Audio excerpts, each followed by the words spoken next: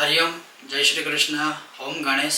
और इस वर्ष देवशयनी एकादशी अर्थात चतुर्मास का आरंभ या देवशयनी एकादशी किस दिन है और उसकी कथा क्या है शास्त्रों के अनुसार। हालांकि बहुत सारी कथाएं हैं, जैसे बलि राजा से जुड़ी हुई है, लक्ष्मी जी से जुड़ी हुई है, भगवान विष्णु के स्वयं है और बहुत प्रकार की कथाएं हैं। सिर्फ एक कथा नहीं है और सभी कथाओं का वीडियो हमने पहले अपलोड किया है।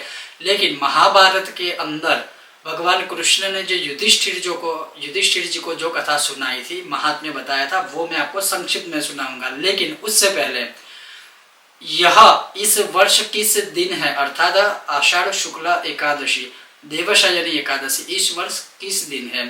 तो इस वर्ष आषाढ़ शुक्ल एकादशी देवशयनी एकादशी रविवार 10 जुलाई को है। 10 जुलाई 2022 रविवार को इस वर्ष देवशयनी एकादशी है और उसी दिन से चतुर्मास का आरंभ होता है। अब इसकी कथा क्या है। तो युधिष्ठिर जी ने भगवान श्री कृष्ण को पूछा कि आपने जिस प्रकार से सभी महीनों की सभी माह की एकादशी का हमें महत्व समझाया है, क्या करना चाहिए क्या नहीं करना चाहिए समझाया, उसी प्रकार से आषाढ़ शुक्ल में आने वाली यह जो एकादशी है उसका नाम क्या है, उसका महत्व क्या है, वो भी हमें बताइए। और तब जाके भगवान श्री कृष्ण कहते हैं कि हे युधिष्ठिर, यह आषाढ़ शुक्ल एकादशी जिसका नाम होगा देवशयनी एकादशी, इसका महात्म्य बहुत ही बड़ा है, क्योंकि इसी दिन से 4 महीने का अर्थात चातुर्मास्य व्रत का भी आरंभ होता है।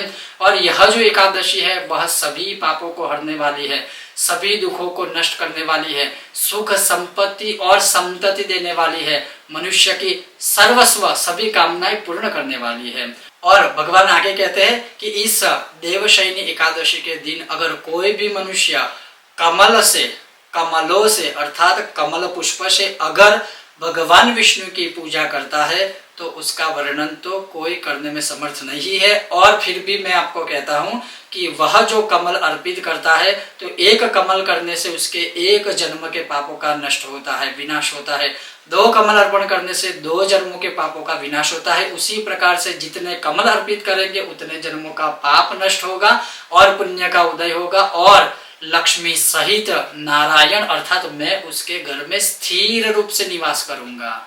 न केवल इतना, लेकिन जिन्होंने भी अगर देवशयनी एकादशी का व्रत किया है, न केवल उन्होंने इस एकादशी का व्रत किया है अपितु पूरे सनातनी देवताओं का उपवास किया है, व्रत किया है और सनातनी जितने भी देवी देवता है उन सभी देवी देवताओं की उन्हें पूर्ण कृपा प्राप्त होती है।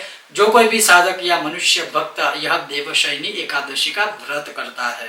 भगवान आगे कहते हैं इस देवशयनी एकादशी को हरिशयनी एकादशी भी कहते हैं। भगवान कहते हैं कि इस हरिशयनी एकादशी से आरंभ करके जब देव उठी एकादशी आती है तब तक मेरा एक पैर अर्थात मेरा एक स्वरूप बलि राजा के वहां रहता है और दूसरा स्वरूप दूसरा जो मेरा स्वरूप है वह क्षीर सागर में 4 महीनों तक जब तक देव उठी एकादशी नहीं आती है, देव जागृत एकादशी नहीं आती है, तब तक शयन करता है। और इन 4 महीनों में मनुष्य को बलिवादी धर्म का आचरण करना चाहिए, सत्कर्म का आचरण करना चाहिए, निंदा से मुक्त होना चाहिए, जितने अच्छे हो सके उतने सारे अच्छे कर्म करने चाहिए। और इस प्रकार का कोई आचरण करके पूरे 4 महीने अनुष्ठान करता है तो वह मनुष्य सभी पापों से मुक्त होकर पुण्य का प्राप्ति होता है। वह मनुष्य सभी पापों से मुक्त होकर पुण्य को प्राप्त करता है। और इस देवशयनी एकादशी को हरिशयनी एकादशी को अगर कोई मनुष्य पूरी रात जागरण करके जगराता करके शंख चक्र गदा और पद्म 4 हस्त वाले भगवान विष्णु का जो स्वरूप है उस स्वरूप की पूजा करता है, भगवान के सामने विष्णु सहस्त्र का पाठ करता है, या तो भगवान के द्वादशाक्षर मंत्र ओम नमो भगवते वासुदेवाय जो मंत्र है उसका, या तो अष्टाक्षर मंत्र नमो नारायणाय या ओम नमो नारायणाय मंत्र का पूरी रात अगर वह मंत्र जाप स्तोत्र पाठ आदि करता है तो भगवान बहुत प्रसन्न होते हैं। और भगवान कहते हैं कि ऐसा जागरण करके इन चतुर्भुज स्वरूप की पूजा करने वाले साधक की पुण्य की कल्पना या गणना करने में चतुर्मुख वाले ब्रह्मा जी भी समर्थ नहीं है। और सिर्फ इतना नहीं है, यह एकादशी अगर कोई चांडाल भी करता है तो वह भी भली भांति इस योनि को मुक्त करके आने वाले जो भी जन्म है उसमें उत्तम गति को, उत्तम योनि को प्राप्त करता है। सभी प्रकार के जाने अनजाने में किए हुए पापों से वह भी मुक्त हो जाता है। भगवान आगे कहते हैं, हे युधिष्ठिर राजन, इस एकादशी को जो कोई भी मनुष्य ब्रह्मचर्य का पालन करता है, भूमि पर शयन करता है, दर्भ के आसन पर बैठकर मेरी पूजा अर्चना करता है और पूरे दिन या तो निराहार रहकर या तो केवल जल का पान करके या तो सिर्फ अन्न का त्याग करके केवल और केवल फलों का रस या फलों का सेवन जो करता है वह मेरा परम प्रिय भक्त कहलाता है और वह स्वयं भी विष्णु समान हो जाता है। और इस प्रकार से भगवान कृष्ण युधिष्ठिर जी को संक्षिप्त में इस देवशयनी एकादशी का महात्म्य कहते हैं। उसी दिन से हालांकि चतुर्माह का भी आरंभ होता है और अवश्य चतुर्माह के विषय में भी मैं आपको आने वाले वीडियो में अवश्य बताऊंगा।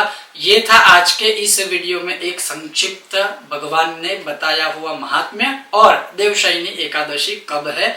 तो अवश्य आप भी इस कथा को सुनिएगा, कथा को सुनाइएगा और कथा सुनने और सुनाने से भी भगवान विष्णु की पूर्ण कृपा होती है। और जैसे भगवान ने कहा है उसी प्रकार से उत्तम व्रत को करना चाहिए।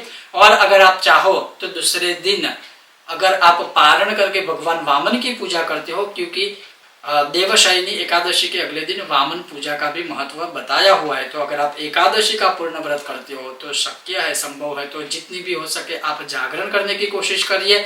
भगवान ने जैसा बताया है कि चतुर्भुज स्वरूप की पूजा कर सकते हैं, वह करके या तो मंत्र जाप पूजा पाठ आदि करके या तो भगवान को दीपदान कर सकते हैं और वह करके दूसरे दिन आप चाहो द्वादशी के दिन तो वामन की पूजा करके इसका पारण विधि करके इसकी उत्थापन आदि आप कर सकते हो। मतलब एकादशी का यह जो व्रत आपने किया है उसका विसर्जन आप दूसरे दिन द्वादशी के दिन पारण करके कर सकते हो। ये था एक संक्षिप्त विषय। आपको यह विषय वीडियो कैसा लगा अवश्य मुझे बताइएगा और आपको यह विषय वीडियो पसंद आया हो बिना भूले वीडियो को लाइक कीजिएगा, अधिक से अधिक शेयर कीजिएगा और चैनल पर नए हो सब्सक्राइब करके घंटी का आइकॉन अवश्य दबाइएगा। आप सभी का बहुत बहुत धन्यवाद। जय श्री कृष्ण, ओम गणेश। और सभी को मेरी ओर से देवशयनी एकादशी और चतुर्माह की बहुत बहुत शुभकामनाएं। यह 4 माह जो भक्ति के हैं, जो व्रत कथा के हैं, जप तप के हैं, अनुष्ठान के हैं, श्री हरि और हर को प्रसन्न करने वाले हैं, सभी को मेरी ओर से बहुत बहुत शुभकामना। ओम गणेश।